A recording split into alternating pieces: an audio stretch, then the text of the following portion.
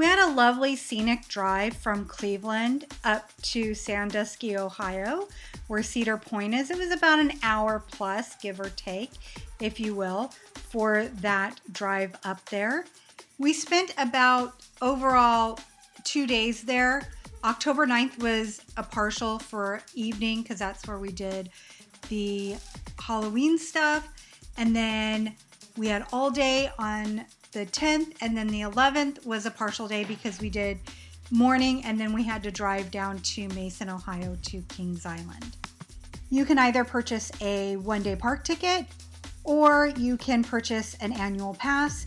We happen to get the Prestige Pass because we do tend to travel to other parts of the country with Six Flags, Cedar Fair parks. And so it is in your best interest, if you do plan on doing that, is to go ahead and purchase the Prestige Pass. There's other perks that go with it.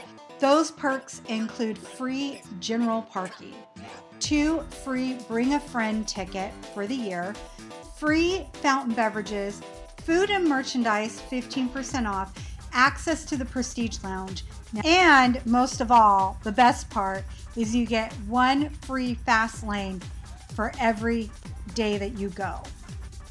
We finally made it to Hotel Breakers, which is at the back of the park, and there's a back entrance. There's like total of I think 3 or 4 entrances on the park.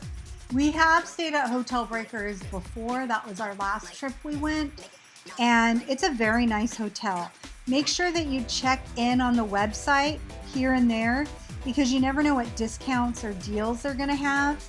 For example, ours for Halloween time, the spooky time, we were able to, because we checked in on Thursday, we were able to get the spooky stuff for free, and especially the Conjuring maze because that was an upcharge.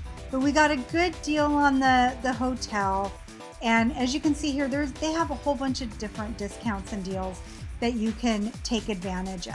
You know, it's a very nice hotel. It was such a great hotel, and we had such a great experience that we stayed again because we did stay there in 2021. Now, I was so enamored by these carousel horses that were set up for Halloween. It was such a nice touch because they were moving. They were like animatronic carousel horses. They did a great job of decorating. It was the perfect amount of decorations for all of that. On our first trip, we stayed in room 1304 in 2021. And then this time we were in 1515. It was off into a little corner alcove. It was 2 queen-size beds with a view of the parking lot. Whereas the other room that we stayed in, 1304, was a king-size looking out to the back patio of the hotel.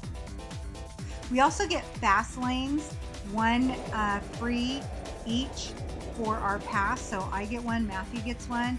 Matthew used them on Top Thrill, and I can't remember, probably Siren's Purse as well. I didn't go on it. There's no way I was going to go on Siren's Purse.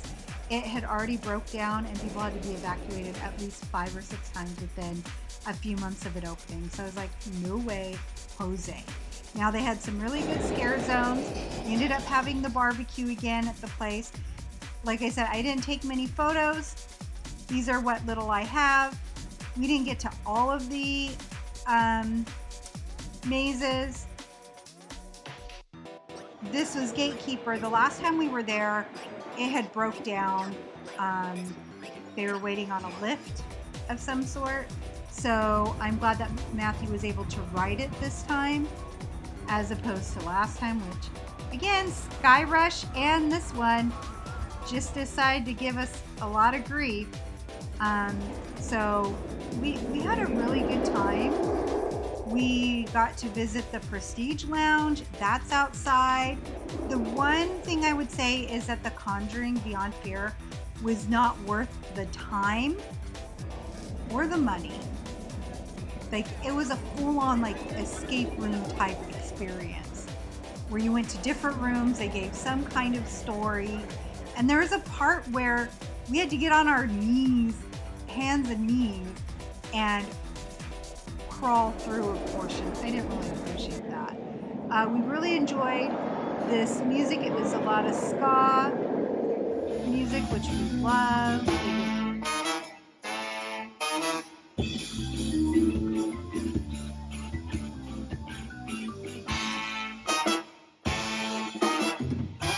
So it was a good trip overall. We had the barbecue again. We had that for the last time we went.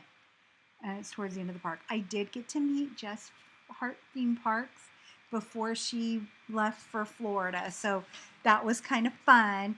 Overall, it was a really good trip. The only bummer is I had plantar fasciitis, so it hurt really badly when I walked. Thank you for watching. Is there something that you enjoy at Cedar Point? Have you ever been to Cedar Point? Do you want to go to Cedar Point? Put it in the comments below. We'd love to hear what's your favorite roller coaster. So thank you for listening and watching, and do all the social media things. You know what to do. Here's to sharing more adventures.